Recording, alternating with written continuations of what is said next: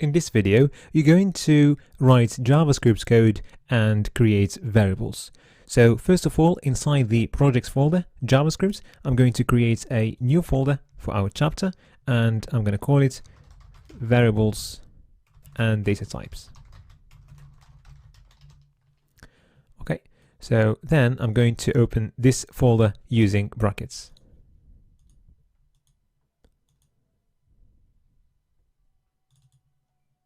Alright, so now for this video, I'm going to create a new folder for our code.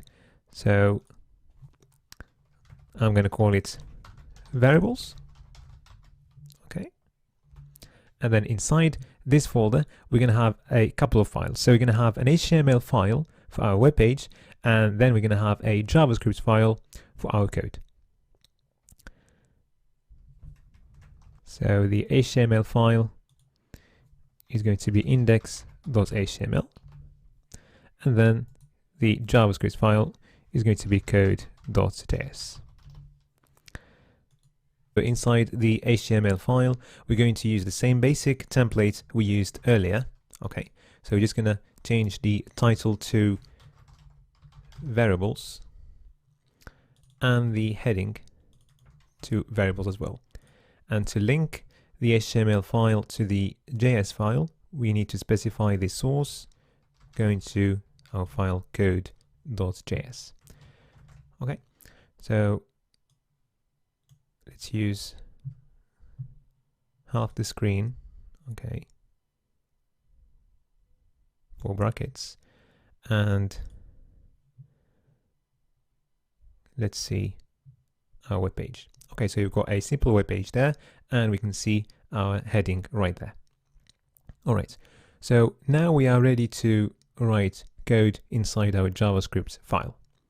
So first of all, we're going to declare a variable. So declaring a variable is part of the creation of the variable. So when you create a variable, first of all, a good practice is to declare it. So declaring a variable means that you just tell JavaScript to allocate some space in the memory, okay, for a new variable. So to declare a variable, we need to use the keyword var, okay, and then we're gonna have space and then the name of our variable. So I'm gonna call the variable score for now. So you can just end the statement here with a semicolon. Right, so if you remember in the previous video, we said that we need a name for our variable and we need a value for it. But for now, we just gave our variable a name and there is no value. Well, let's check if there is a value inside this variable that we just declared. So you would need to go to the console. So to go to the console, you can just go and click on this icon in Google Chrome and then go to More Tools and then Developer Tools. Okay, so in case you don't see the console, you just click on this arrow and then select console from there. Your console might show up at the bottom, okay, of the web page. You can change that by going to the dock side and changing where you want it to appear. Okay, all right. So now we want to see what's stored inside this new variable. You can do that in the JavaScript file straight away using console.log, and inside the parentheses you can write your variable like that. So console is a global object. Don't worry for now about the objects concepts.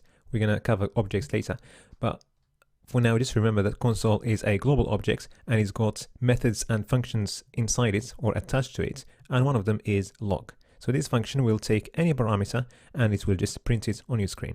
So if you give it a variable, it's going to interpret the value of that variable. Okay, so let's see what we get. So you got undefined. So this is how our program runs. So we started from line 1, we've got a comment, then we've got a variable declaration right there. So we declared the variable, and then we printed the variable in the console right there. And you can see that undefined comes from line number 3. So our variable is undefined. So undefined is actually a value, okay, and it's actually a separate type. It's one of the types that we're going to cover. It's just like a number or a string, and we're going to cover that later. So when you declare a variable without giving it any value, it's got actually a value called undefined. Okay, so now let's try another declaration or another variable, and this time let's do something different. So we want to declare a variable and also give it a value. This is what we call initialize the variable. Okay, so just remember that when you declare the variable without giving it a value, it got initialized automatically to undefined. So now we're going to control that. We're going to create another variable. Let's call it lives left. Let's suppose that's inside your game.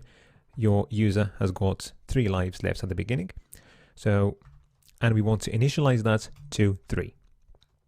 Okay, so what does it mean? So we declared a variable and we gave it an initial value of 3. So the equal sign here is not the same as the mathematics equal sign. This equal sign is an assignment sign. So this will assign a value to your variable. Okay, so now let's print our variable and see what we get.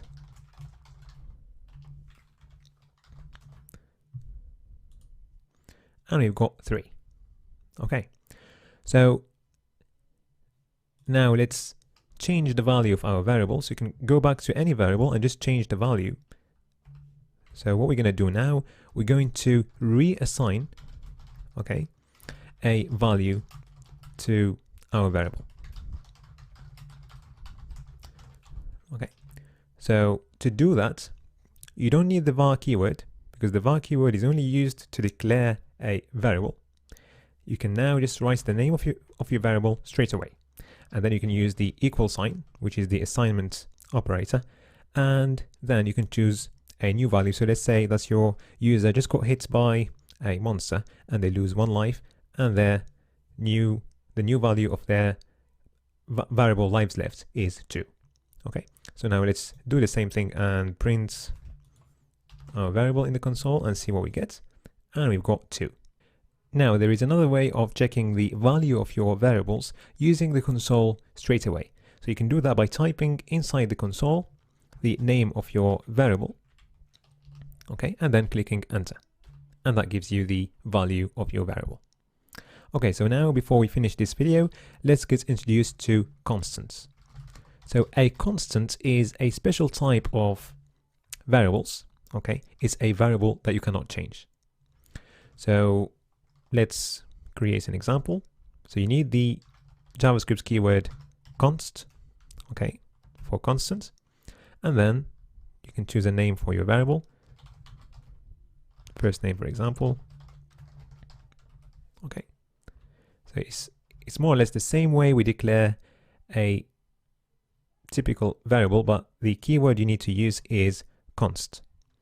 Okay, so this variable cannot change. So you can't come back to it and change it. And usually you need this for fixed parameters inside your program, especially when you're developing the program with other people inside in your team, and you want to make sure that nobody can change this variable. Okay, then you use a constant.